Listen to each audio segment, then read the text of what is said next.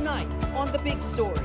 Those who are found to be part of this system of corruption, that they will be punished and that they will provide restitution to the Filipino people. President Marcos reiterates the seriousness of his administration's campaign against corruption in front of visiting German President Frank-Walter Steinmeier. PBBM says his government will not let the guilty go unpunished. Senators under the Cayetano bloc have asked the Supreme Court to intervene in the Senate's leadership crisis. They asked the tribunal to void the June 3rd session, which elected Senator Sherwin Gatchalian as Senate President pro tempore, as well as all acts done in the Senate after. The Sandigan Bayan has ordered the 90-day suspension of Senator Jinggoy Estrada. Will this affect the current Senate leadership dispute or even the impeachment trial of Vice President Sara Duterte? And still on the impeachment trial, House prosecutors present new evidence on the Vice President's alleged unexplained wealth, undisclosed firearms. Good evening, I'm Ces Orenia Drilon. We begin with Senator Alan Peter Cayetano and his bloc asking the Supreme Court for relief in the ongoing Senate leadership impasse. The petition comes just a day before the special session ordered by the President begins. Mobile journalist Merimon Reyes has tonight's big story. A day before the special session sanctioned by President Bongbong Marcos himself, Senator Alan Peter Cayetano and his allies filed a petition for a status quo ante order at the Supreme Court. The said petition seeks to declare null and void the June 3rd session which elected Senator Sherwin Gatchalian as Senate President pro tempore. This includes the declaration of a quorum in the said session on the basis of 12 senators present and the approval of the motion and declaration that all elective positions in the Senate are vacant. It also seeks to nullify the election of Win Gatchalian as Senate President pro tempore and acting Senate President, as well as that of Senator Mig Zubiri as Majority Leader, Attorney Rene Bantug as Senate Secretary, and retired Police Major General Alfred Corpus as Senate Surgeon-at-Arms, as well as the election of new committee chairmen. If granted, the petitioners are asking the SC to reinstate and declare Cayetano as Senate President, Legarda as Senate President pro tempore, Montales as Senate Secretary, and all chairpersons of Senate committees before June 3. Cayetano said this petition is meant to protect the Constitution and the independence of the upper house. Policy na ang Senate ay mailagay sa ilalim ng Malacanang at yung 12 daw ay pwede hindi 13. So may statement po kami, it's also posted dito sa Facebook. So yun po ang statement sa final natin sa Supreme Court. Pag walang rules, pag walang batas, chaos po tayo. Ang mangyayari Wild Wild West.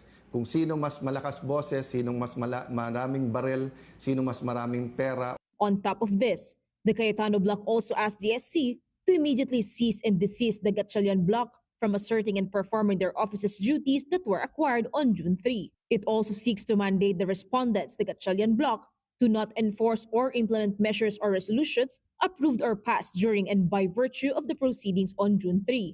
Aside from Senator Alan Peter, the other signatories in the petition were Senators Pia Cayetano, Loren Legarda, Jinggoy Estrada, Bongo, Rodante Marcoleta, Amy Marcos, Robin Padilla, and Camille Villar. Noticeably missing on the list, however, were Senators Mark Villar and Joel Villanueva. This sparked speculation that they could align with the majority during tomorrow's special session. But this is all Gatchalian has to say. Para sa akin, importante na we approve all of these bills. Huwag natin sayangin in special session dahil this is an opportunity sa atin na matapos yung mga nabimbing. So, yeah, that's why importante na yung mga senators natin maka-attend. So, paano kung hindi sila umattend, yung block nila, makakapagpatuloy pa? Yes, because of the yung Avellino case, may quorum tayo. Among the measures the Senate aims to pass in tomorrow's special session are much-needed additional help to the quake victims in Mindanao and the promotion of 5 generals. Cayetano has not yet confirmed his attendance, but he has a subtle dig to all this.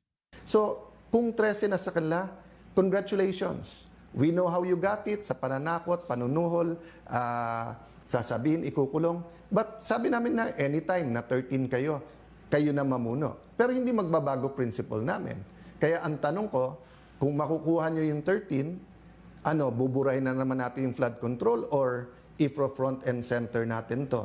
Cayetano said he's also ready to let go of the Senate presidency on one condition. Kunin na nila lahat, Senate presidency, lahat ng committees. Pero kung sincere sila, iwan sa atin yung Blue Ribbon Committee para ang buong katotohanan. Mag-attend sila. Hindi naman natin gusto ng hearing na isang side lang nandun, pero hindi bibigay.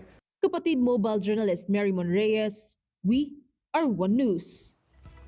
Now let's flesh out this story further with mobile journalist Merrimon Reyes. Merrimon, first things first, why are Senator Joel Villanueva and Senator Mark Villar not among the SC petitioners? Nangangahulugan ba na hindi na sila kasama sa Cayetano block?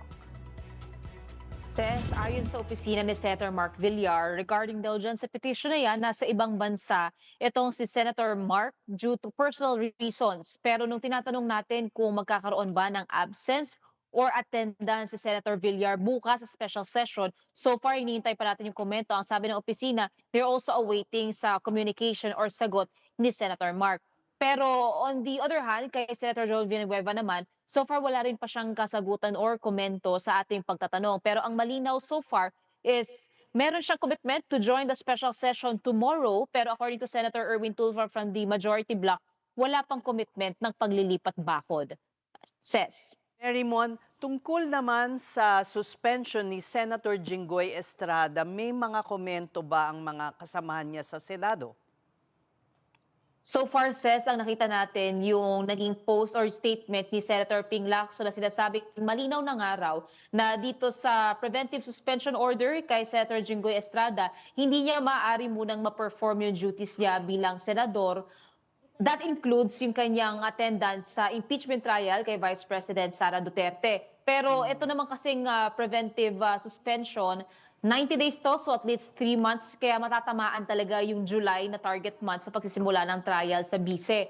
Pero ang sinasabi naman kanina ni Senator Jinggoy Estrada, bago pa magkaroon nitong suspension order mula sa Sandigan Bayan, pinapakita niya naman na raw na wala siyang planong gamitin yung kanyang posisyon bilang senador para ma-shield yung sarili niya from all these allegations and accusations. In fact, ang sinabi pa kanina ni Senator Jinggoy sa statement niya, binalikan niya yung kanyang surrender sa otoridad bilang pag-comply at pagrespeto sa batas. And so far, sabi ni Senator Jinggoy, susundin niya raw muna lahat ng kakailanganin sa due process and he will be availing himself all legal remedies available, says. So ito namang bagong sinabi ni Senator Cayetano na kunin na lahat ng posisyon pero sa kanila ang blue ribbon para patunayan na seryoso sila sa pag-imbestigan itong flood control anomalies. Says, ang sabi pa dyan ni Senator Cayetano, yung katotohanan daw kasi sa likod nitong flood control scandal or mess ay maaring matago pa raw o maibaon na lang sa limot kapag yung sunod daw na liderato ng Senado ay kontrolado o hawak ng palasyo. Ito yung sinasabi ni Senator Cayetano last time na dalawa raw ang Senado na meron ngayon, Senate of the Philippines at Senate of the Malacanang. Pero ang huling sinabi dyan ng majority bloc, hindi nila kinikilala, hindi raw legal, hindi authorized yung ginagawang version ng Blue Ribbon Committee netong Cayetano block. Kaya yung announcements ni former Congressman Mike Defensor tungkol sa supposed Blue Ribbon Committee hearing today, sinasabi ni Senator Sherwin Gatchalian, Senate President pro tempore, na nakapanlinin lang daw at nagdudulot ng pagkalito sa taong bayan. Especially, ginagamit daw yung titulo ng Senado para raw mapaniwala ang publiko na opisyal yung announcement. Ang sabi ni Senator Gatchalian, kausap niya rin ang Blue Ribbon Committee Chairman na si Senator Erwin Tulfo na kinikilala yung kanilang liderato ng palasyo, ng kamara. And pinag-aaralan daw nila ngayon yung legal remedies na maaaring gawin or kunin. That includes yung pagpa-file ng kaso kung meron man, ang huling sinabi ni Senator Erwin, usurpation of authority, or yung iba pang maaaring gawin, lalo kung may kinalaman dito mga personalidad o mga senador mula sa kabilang block, says. Pero sila ba, anong bang reaksyon nila sa parang tira ni Senator Cayetano na hindi sila seryoso na ungkatin itong flood control anomalies. Says yung huling nasabi kasi dyan is nag-hold ng hearing dapat ang Blue Ribbon ni Senator Erwin Tulfo pero dahil hindi pa talaga fully organized yung Blue Ribbon Committee, wala pang mga miyembro mula sa minority at kailangan yan isalang sa sesyon, naging consultative meeting siya.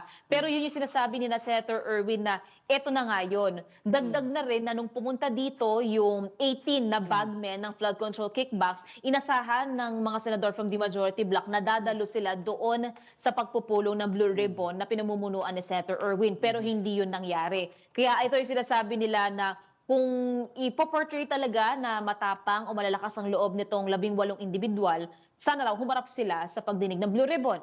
Pero for now, wala pang schedule itong committee ni Senator Erwin Tulfo, yung Blue Ribbon ng majority bloc.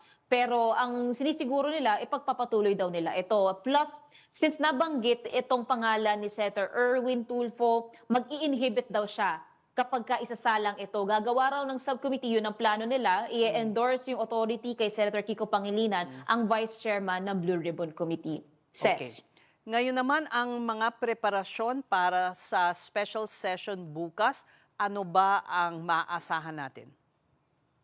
Says all systems go so far. Kahit may petition na final yung kampo ni na Senator Cayetano, sabi pa nga ni Senator Ping, sana raw mas maagang final ng kampo nito yung petition para raw mas nabigyan ng oras ang Korte Suprema na pag-aralan at makapag-rule doon sa issues na nire-raise. Hindi raw yung a day before the special session. Pero so far, wala pa namang nagiging indication na hindi matutuloy. Kasi ang una sabi ni Senator Gatchalian, may quorum naman na raw sila of 12 senators. Kung madadagdag yung attendance si Senator Joel, that makes him 13. So all the more na makakapag-convene sila into session. So far bukas, may comprehensive na security measures na rin na ginagawa for tomorrow's special session. And dahil ongoing pa rin yung validation doon sa supposed security threat sa Senado, natukoy na rin nila yung mga panukala na isasalang nila bukas plus yung administrative matters. Kabilang dyan yung confirmation ng promotion ng pa-retire na generals, yung citizenship, Filipino citizenship ng 2 atletang ilang beses nang nabitin o nabinbin dito sa Senado, mga resolusyon na may kinalaman sa pagpapadala pa ng dagdag na tulong sa mga apektado ng malakas na lindol sa Mindanao, legislations on agriculture ni na Senator Kiko Pangilinan, and many more na antabayanan natin bukas. Magsisimula sila 9 a.m. and they are seeing na matatapos ang special session around 4 to 5 o'clock in the afternoon. Says. All right. Thank you. That was mobile journalist Merimon Reyes. President Bongbong Marcos has reaffirmed his administration's commitment to fight corruption, calling it a major challenge that undermines government institutions. Marcos made the remarks during a joint press conference with German President Frank-Walter Steinmeier in Malacanang. That was after he was asked how serious the fight against corruption is in the Philippines. The president said the government continues to pursue reforms, but acknowledged there is no easy or painless way to address the problem. That's why in this anti-corruption drive that we have, that I have started, there was no way to do it easily or painlessly. Those who are found to be part of this system of corruption, that they will be punished and that they will provide restitution to the Filipino people. Marcos likewise said those found to be involved in corruption must be held accountable and made to provide restitution to the Filipino people. He went so far as to describe the theft of public funds as the worst form of corruption. Because what they have taken is not my money or your money or a company's money, it's the money from the people. And that is the worst sin of all, as far as I'm concerned. It's the worst form of corruption, as far as I'm concerned. And still on corruption, the Office of the Ombudsman says it currently has 209 active complaints under fact-finding investigation involving flood control projects. The cases were showcased during this year's Southeast Asian Ombudsman Forum in Manila. The forum gathered ombudsman officials from across the region to discuss ways to strengthen anti-corruption efforts through greater cooperation. The office has acted on a substantial number of complaints. In 2025 alone, 124 complaints underwent fact-finding investigation and 36 proceeded to preliminary investigation and/or administrative adjudication. In 2026, these efforts intensified with 209 complaints undergoing fact-finding investigation, several cases advancing to formal proceedings, and finally, 4 cases filed before the courts. But beyond these numbers is a deeper responsibility to strengthen public trust and demonstrate that accountability institutions can respond with independence, fairness, professionalism, and resolve. Meanwhile, Deputy Ombudsman Jose Balmeo Jr. said the forum could also improve information sharing on asset recovery. He added closer coordination among member countries could help speed up the forfeiture of assets linked to individuals under investigation who may have properties abroad. That may be shared by the member countries, why not? If there will be, hypothetically, if there will be assets that will be uncovered during the intelligence gathering and information sharing, that would be very useful. Kaya nga, nagkaroon tayo ng cooperation and membership dito sa COF, di ba? We hope that if ever that would come, we would, there's no need for other, hindi na matatagalan ng, you don't go to the entire, parang mas-shortcut natin ang process because of this cooperation. You are watching the big story on One News. When we return, the details of this story. Staff will fully cooperate with all the investigations ongoing and all the legal procedures.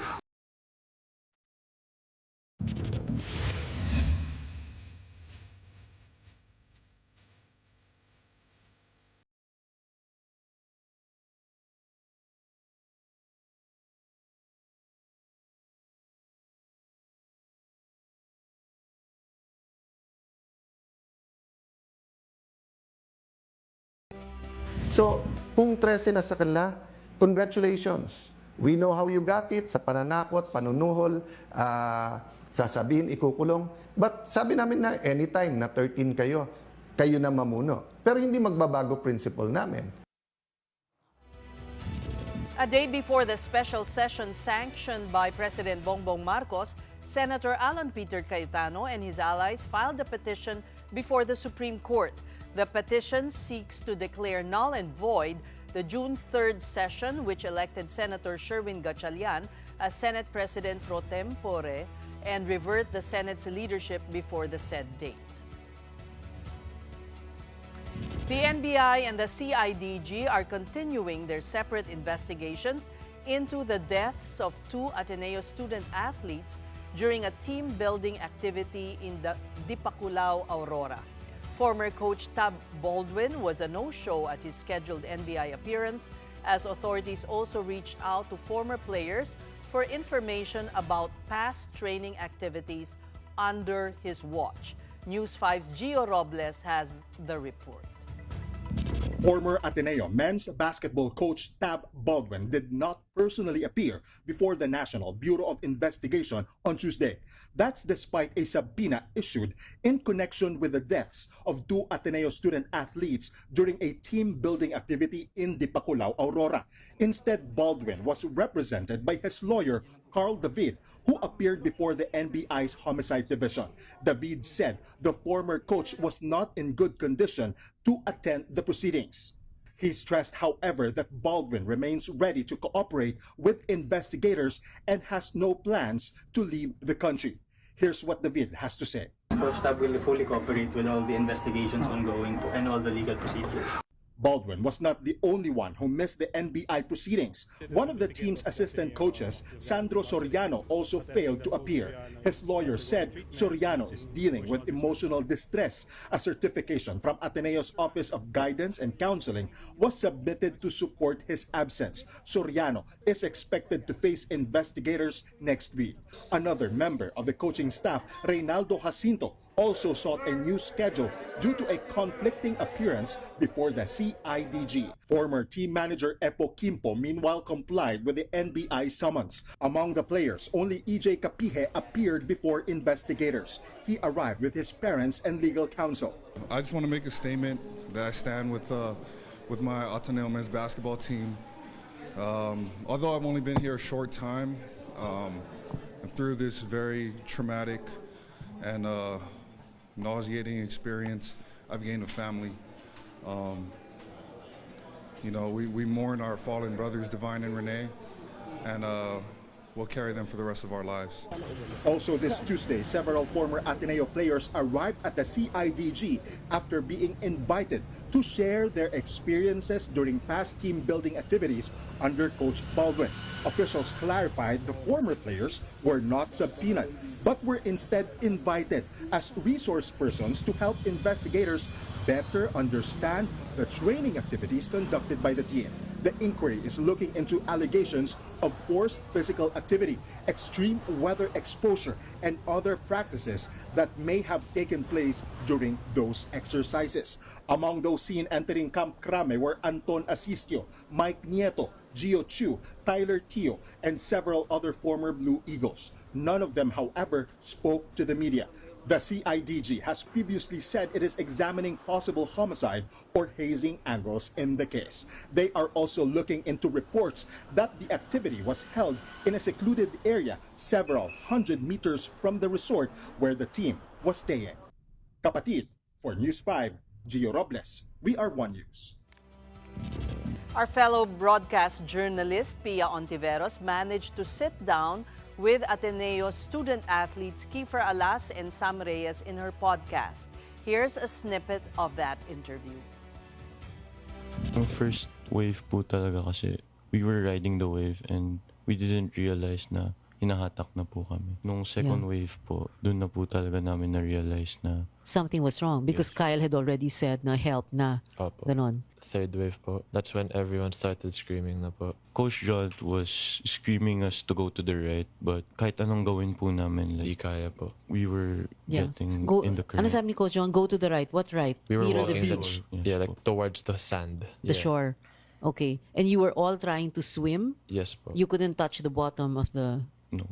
I think that's when it all started na. Yeah, parang all of us were panicking na po and we didn't know what to do.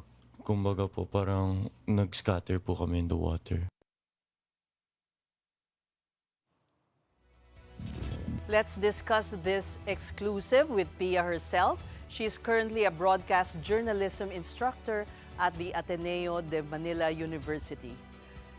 Good evening, Pia. Thank you for coming on to The Big Story. Hello, Ses. Thank you for having me, although for a very sad story, really. I Pero, know. yeah, correction lang ha. For this SEM, hindi ako nagtuturo because I'm just very busy with so many other things. So this SEM lang, I was teaching last SEM. Yon. I'm sure dadagsain ang klase mo sa susunod na SEM. But first things first,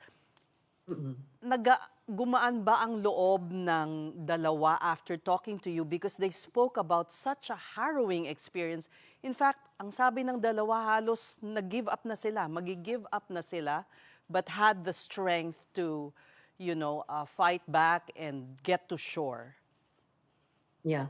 Well, Ses, I asked them when we finished. It was a 1.5-hour interview, by the way, and it's the longest podcast episode I've done. No, all the others are just for 30 minutes, 45 minutes, 1 hour. Pero ito pinakamahaba. Medyo exhaustive yung naikwento nila. And I did ask them afterwards, how are you feeling? Are you feeling better kahit koonte? And they said yes kasi and for example si Kiefer sabi niya first time niya na maikwento ng buo ng ganoon, lahat ng detalye, everything he remembered about that incident. And same goes for Sam, Sam Reyes, no? And si Sam, actually, during the taping, medyo, hindi naman siya humagulgol or anything, but he became very distraught. After all, when you go through something like that, when you go through an incident na halos akala mo mamamatay ka na, and says, diba, as journalists, we have been through quite a number of incidents na we feel na, nako, baka this is my last day on earth na, no? So, ang tingin ko, ganun ang nangyari sa kanila, no? And for them, they were able, para bang ano nagkaroon sila ng, ano ba yung tawag doon, parang exhaust valve or something Right. na Catharsis. Catharsis in a way, yeah. Kasi well, actually says, di ba tayo, journalists tayo, so whenever incidents like this happen, or for any story that we cover, our first question is really, and our parang overarching umbrella question parate sa mga ganito is, what happened? Di ba? Yun lang naman what happened? Ano nangyari?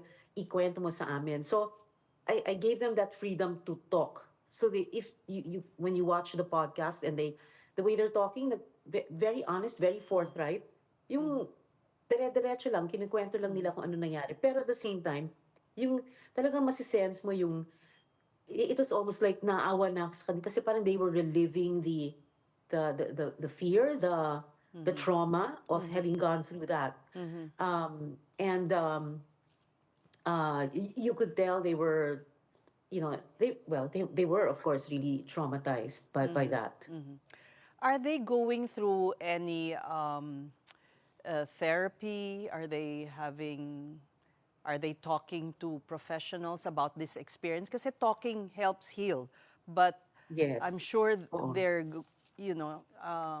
yes. So are they? Meron daw, meron daw silang, they had a session daw, yung pagbalik ng Manila, because they came back to Manila the next day, if I'm not mistaken with the dates, no? Sa June 8 yung insidente, June 9, nakabalik na raw sila ng Manila. And they did have a session or several sessions, I'm not sure, with yung mga guidance counselors doon sa Ateneo. But that's all I know for now. Sige, sorry. I'm getting ahead of the story. Pia, Okay. Yeah. anybody who knows you are so devoted to Ateneo. Favorite color mo nga blue. I mean, among other things, how you express your love for your alma mater. How did it affect you? You referred to the deafening silence that followed the tragedy. So, are you hoping that this opportunity of the two players would somehow, I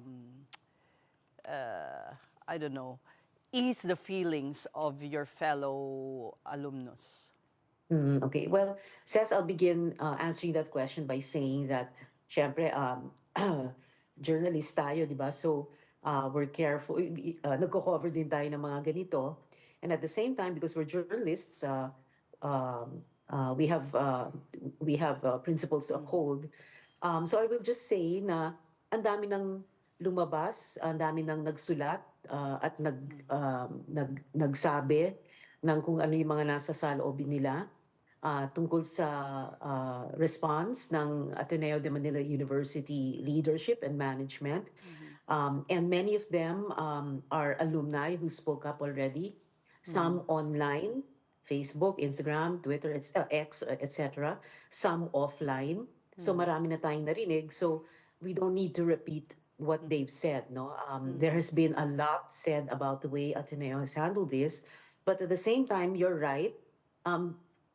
Just like you, you're a UP alumna and you love your school. So ako naman, Ateneo, of course, actually, mahal na mahal ko talaga ang alma mater ko. And it pains me, it pains so many, not just me, but maraming alumni na ganito yung nangyayari sa school namin, di ba? I mean, any school for that matter, LaSalle, if something happened to LaSalle, UP, FEU, UE, NU, any school, di ba? Lalo na when you love your school. But we just hope and pray for the best And we always hope that, for everything na ganito nangyayari na we learn something eventually. I just wanted to also share na because apart from the fact na, Ateneo alumna and then Ateneo fan, parang siya, I'm also a Ateneo basketball fan, no? And many of my batchmates are batch 88 kami. I purposely did not ask for an interview with them, knowing the gravity of the situation, no, and knowing how painful it must have been for all of them, no, and there was just someone na very close kay Kiefer na nag-reach out sa akin who's a friend who had said na he wants to talk, no, and that the boys want to talk. So dapat nga tatlo sila pero naging dalawa na lang. So that was Keith and Sam. And as far as I'm concerned, tayo as journalists, we ask questions. We want people to answer. We ask what happened, no? What happened next, etc. And our main job is to listen to people when they're talking so that they can share their story. This is the first time that any of the Blue Eagles have gone on record to talk about it, and it was such a big thing for them. So I also, had that in mind when they were talking. So yung nakinig lang talaga ako. And syempre masakit kasi Atenista din sila, parang ganun parang mga anak na natin yung mga yan kasi they're like 18, 19, 20, 21 years old lang. Mga bata pa lang sila. Yes. So what struck you most during that interview? I think it was the portion where, and I told them, no, please prepare because I want you to tell us exactly what happened from the time the trouble began until you pulled Divine and Rene out of the water. So what struck me the most was how detailed yung kwento nila. And if you listen to the podcast, and that's why I say for everybody, just listen to so that you can listen to them, to the boys, no? Very detailed, very graphic, very emotional also. And at certain points, they were most emotional when they would talk about how they would shout out for each other. And says when ang kwento nila, when the second wave came, that's when they realized that something was really wrong. And then all the waves came crashing in, and then they were being pulled out and deeper and deeper, all the way out back into the ocean. And yet they were all yung parang looking out for each other, desperate to see sama. They were all holding on to each other. Yung mga hindi marunong lumangoy, sila they were the ones clinging to the ones who could swim, no? And it's in the podcast also. They were saying they were doing an exercise now, what they call the mirroring exercise, and it's in the podcast. And they said they were in one line from the beach until going into the ocean.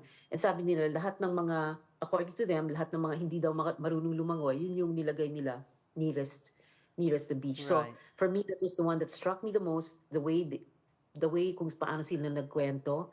And not just because it was a good story, but also because I felt that in a way nakatulong din sa kanila kasi it's always, like you said a while ago, it's always good to talk about a traumatic incident, di ba? Kailangan ilabas mo yan eh. Kailangan may exhaust.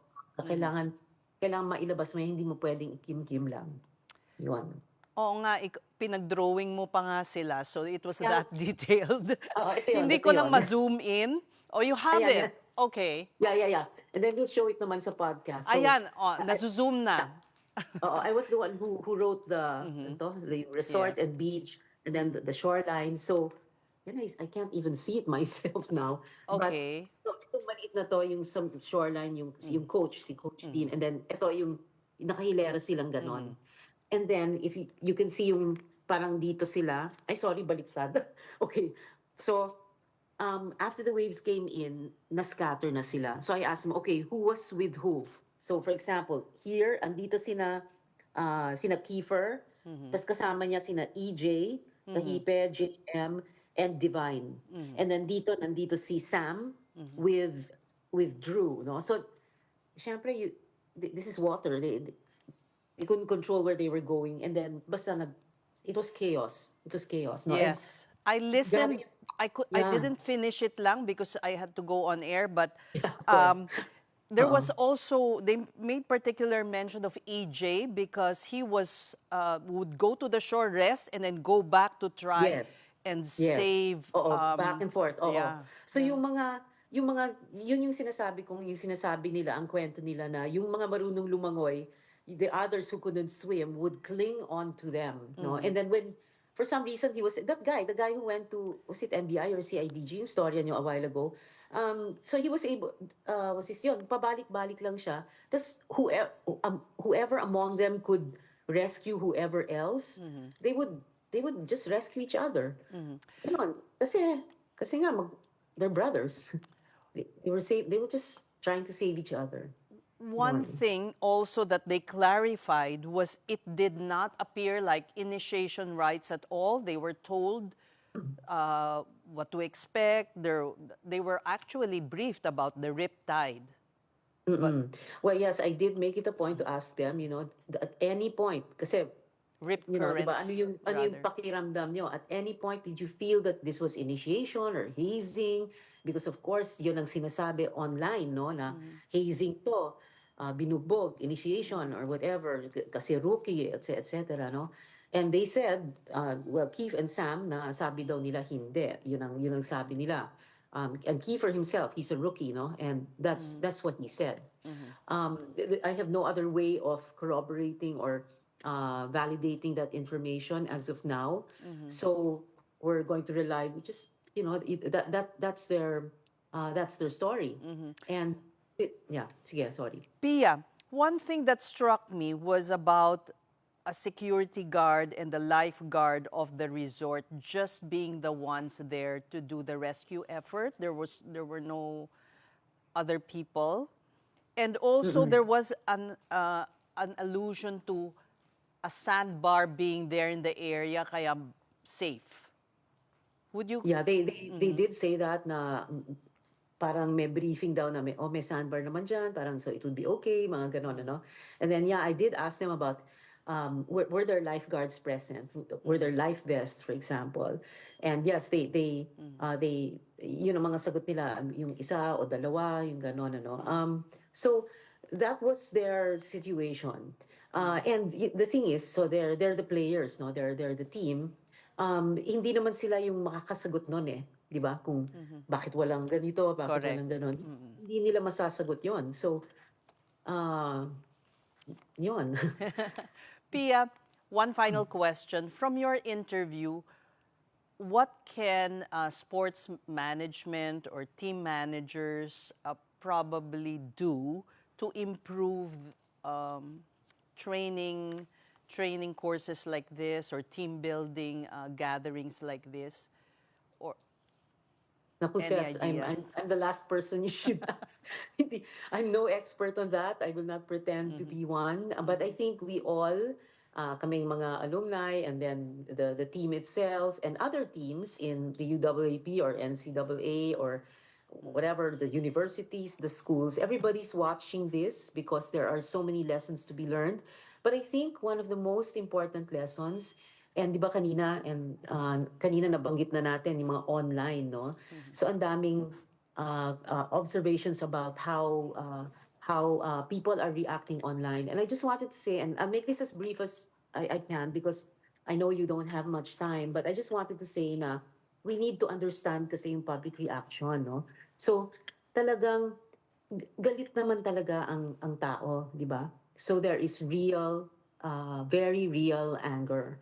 Pighati, there is a lot of grieving. When people are grieving, grieving is really just love with nowhere to go, di ba? You lost someone, a town lost their hero, their hometown hero, di ba? A province lost their hero, Davao, Ateneo de Davao, yung mga gano'n. Talagang, so yung galit na yon, dapat intindihin lang natin, and where else siya lalabas kundi sa social media. Kasi ang social media, exhaust valve yan. So talagang, doon siya lalabas. So intindihin natin kung bakit ganoon. Tapos gagawa tayo talaga ng paraan para hindi na talaga maulit, di ba? Kasi napakasakit nito, hindi lang, not just for the client, but more so for the families, di ba? I mean, we all remember what it was like watching in horror, how the mother, yung nanay ni Yes. Bobet Baterbonia, how she was crying like that sa airport, di ba? I mean, dapat hindi na tayo pumayag na maulit pa tumuli, di ba? Correct. Pia, there are interviews, but this one is special because in a way it's an instrument for healing. So thank you so much for sharing giving us snippets and sharing your insights with us. That was Thank you, Pia sis. Ontiveros. Thank you so much. Meantime, the remains of Rene Baterbonia have arrived in his hometown of Talacogon, Agusan del Sur. His family has arranged for another public viewing for the town to pay their respects to the Palarong Pambansa basketball MVP. And now joining us from Talacogon is mobile journalist Evan Tarinque. Evan, ano ang maibabahagi mo sa amin? Sa mga oras nga na ito, no, ito yung unang araw ng public viewing ng mga alabi ni Rene Baterbonia dito nga sa Talacogon na Agusan del Sur. Ito nga, makikita nyo sa aking likuran, yung pila ng mga tao na gustong pumasok sa loob ng Talacogon na Municipal Gymnasium. Ayan, makikita natin marami pa rin tao dito sa labas na nag-aabang makapasok sa loob. Kanina, Ses, no, nakausap natin, no, after a few days, nakausap natin kanina yung ina ni Rene, no, at tinanong natin siya kung kamusta na siya ngayon.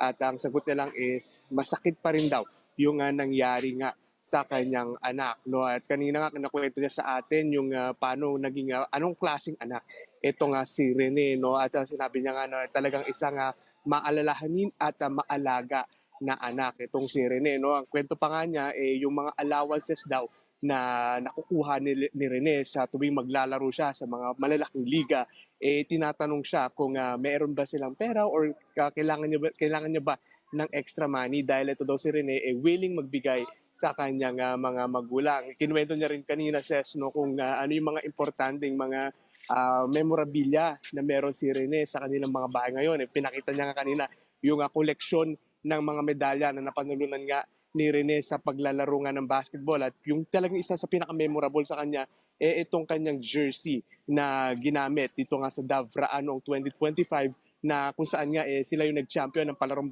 Pambansa at siya rin yung hinirang na MVP. Pero sa mga oras na ito, no, dahil maraming pa rin tao, ay na-expect na hanggang 12 midnight yung public viewing ngayong araw, no. Pero bukas naman, Ses, magbubukas ito ng 8 a.m. hanggang 12 midnight pa rin. Taabot nga yan hanggang June 23.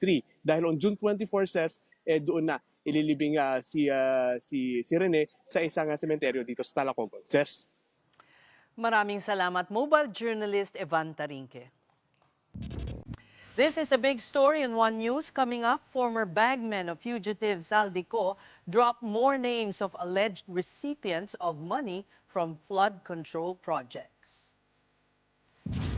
Pupunta kami sa bahay ni Senator Francis Chis Escudero sa number 159 Street Corner, Hernande, New Manila. Nagatid kami ng 4 na malita na may iba-ibang sukat.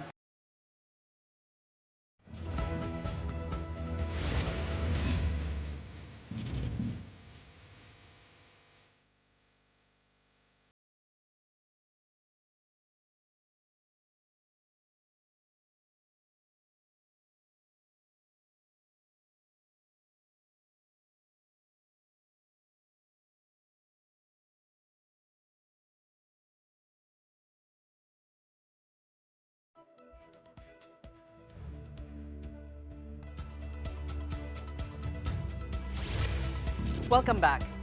The 18 alleged bagmen of fugitive ex-lawmaker Zaldico made new revelations at a press conference in Mandaluyong. But before the press con began, tensions arose at the event's place where it was held. Now let's bring in mobile journalist Amy Atienza for a recap of that story. Amy? Yes, says earlier today, different groups who support the Duterte clan gathered in front of the Double Gem in Mandaluyong City para nga mapakita yung suporta nila sa magiging supposed pagdinig sa Blue Ribbon Committee. Pero kaninang umaga, ang nakita lang natin si Senator Amy Marcos para nga daw sa pagdalo nito. Pero dahil nga daw sa pananakot na ginawa ng gobyerno doon sa mga senators na included doon sa Cayetano Block, ay hindi na nga daw na ipagpatuloy yung hearing para nga sa Blue Ribbon Committee ng Cayetano Block.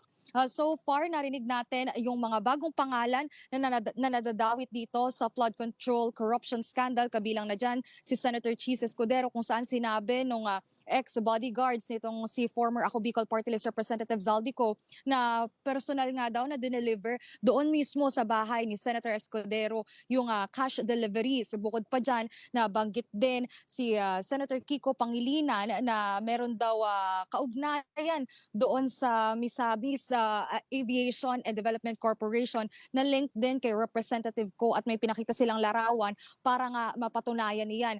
Bukod pa dyan, meron ding mga media personalities na nabanggit at ang isa sa mga pinakabago din na narinig natin ay si COMELEC Chairman George Garcia, kung saan sinasabi na nakatanggap daw ito ng 10 million pesos. Kanina, minonitor din natin yung naging pahayag ni COMELEC Chair Garcia sa programang Sa Totoo Lang at nasabi niya nga na wala daw katotohanan itong paratang ng ex-bodyguards ni Ko laban sa kanya dahil nasabi niya na hindi daw siya kontraktor at tanging nasa serbisyo publiko nga lamang dito sa Commission on Elections at talagang makikita yung inconsistency doon daw sa naging kwento nitong ex-bodyguards dahil noon ay nakapaloob siya doon sa lista ng Maleta Boys pero ngayon ang nasasabi na lang ay isang hand carry bag yung ibinigay at deliver dito kay Garcia na naglalaman daw ng 10 million pesos. Kanina pagdating naman sa security ay naging matagal lang yung waiting time nitong mga groups, vloggers, maging ng media para makapasok nga doon sa loob ng events place sa Mandaluyong City.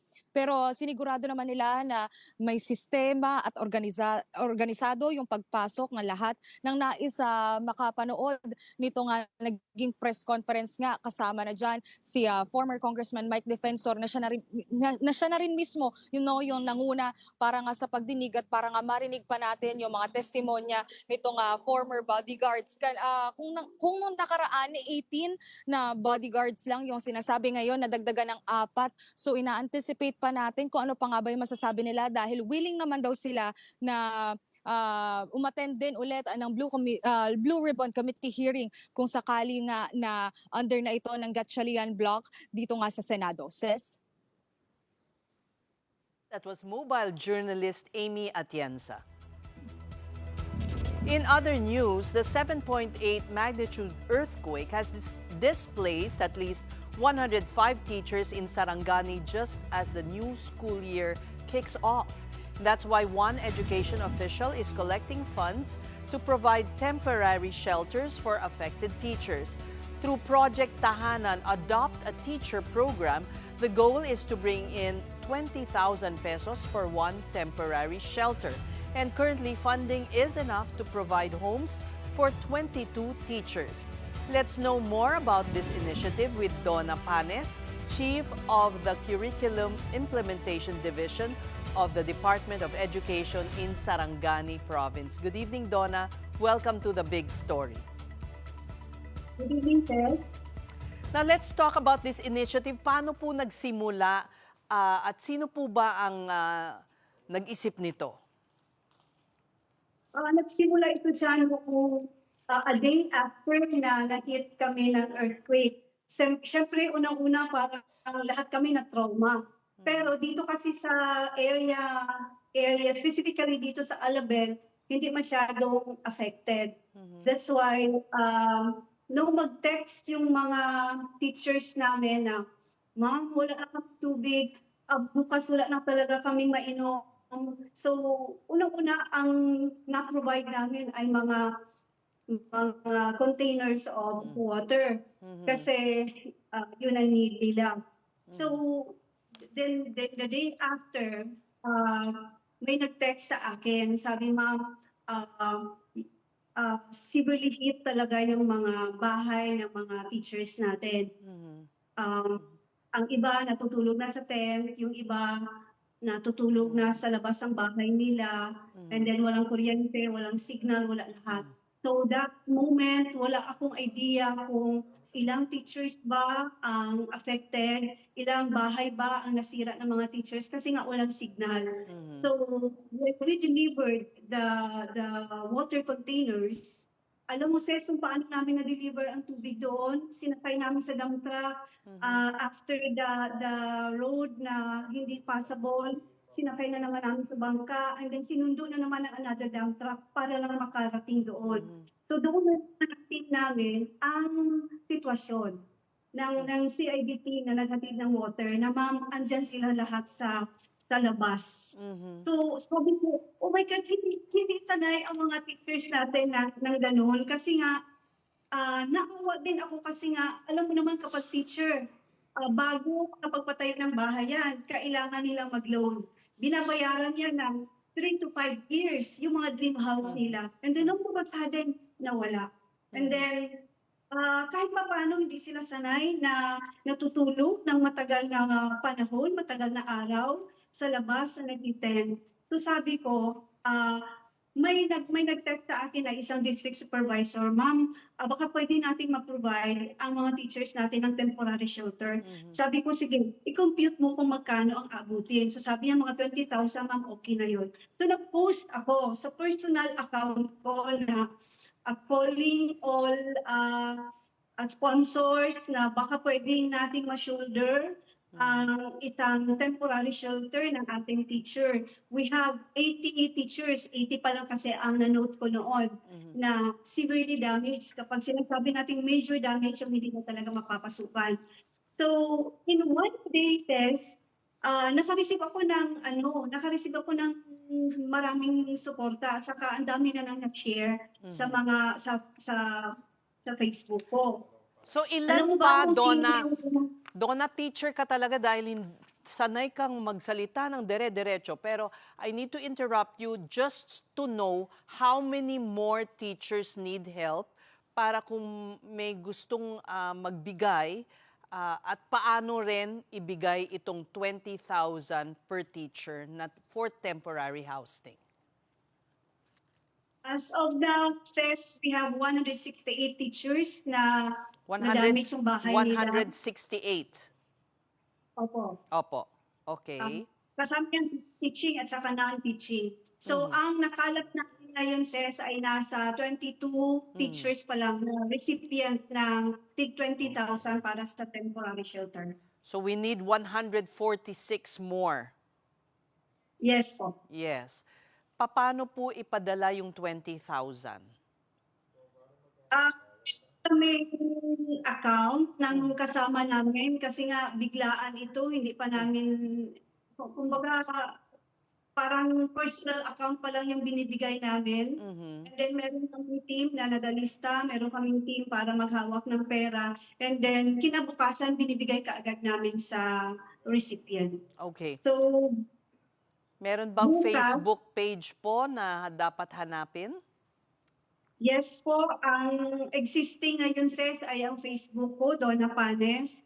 Doon lang muna mag-contact kung mayroong itutulong para ma-facilitate namin.